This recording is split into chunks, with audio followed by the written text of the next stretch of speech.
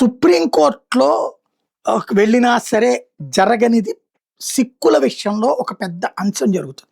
ఏంటయ్యా అంటే వాళ్ళ మతానికి సంబంధించినటువంటి తేడా చేస్తే కనుక అకల్ తఖ్త్ వాళ్ళ సిక్కులకు సంబంధించినటువంటి మత సంస్థ వాళ్ళకి ఫత్వా జారీ చేస్తుంది.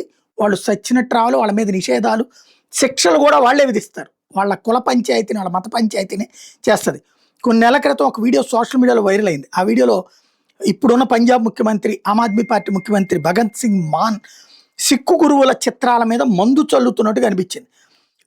దాని మీద అప్పట్లోనే ఆగ్రవేశాలు వ్యక్తం అయితే దీని మీద నేను విచారణకు ఆదేశిస్తాను, దాంట్లో అదంతా ఆర్టిఫిషియల్ ఇంటెలిజెన్స్తో చేసింది, నేను ఎట్లాంటి పిచ్చి పనులు చేయను, నేను నిజమైన సిక్కుని అని చెప్పుకొచ్చాడు. అప్పుడు అయితే అక్కడే ఉన్న అధికార యంత్రాంగంతో మ్యానిపులేట్ చేయడానికి ప్రయత్నించాడు. కానీ వాళ్ళందరూ కూడా మతం పట్ల విశ్వాసంతో ఉన్న వాళ్ళు అయ్యేటప్పటికీ చివరికి అప్పట్లో భగవంత్ మాన్ కానీ ఆమ్ ఆద్మీ పార్టీ కానీ ఆరోపణలు ఖండించి అంతా అయిన తర్వాత అకల్ తఖ్త్ దాని మీద విచారణకు ఆదేశించింది. అకల్ తఖ్త్ వీడియోని ఫోరెన్సిక్ పరీక్షలు పంపించమని ఆదేశించింది. తాజాగా అకల్ తఖ్త్ జదేదార్ జ్ఞాని కుల్దీప్ సింగ్ గర్గాద్ అది ఒరిజినల్లే అని ఫోరెన్సిక్ నిపుణులు తేల్చారు. ఏఐ కాదు, డిజిటల్ మార్పులేమీ జరగలేదని మాకు నివేదిక వచ్చిందని స్పష్టం చేయడం ఒక ఎత్తు అయితే, ఇప్పుడు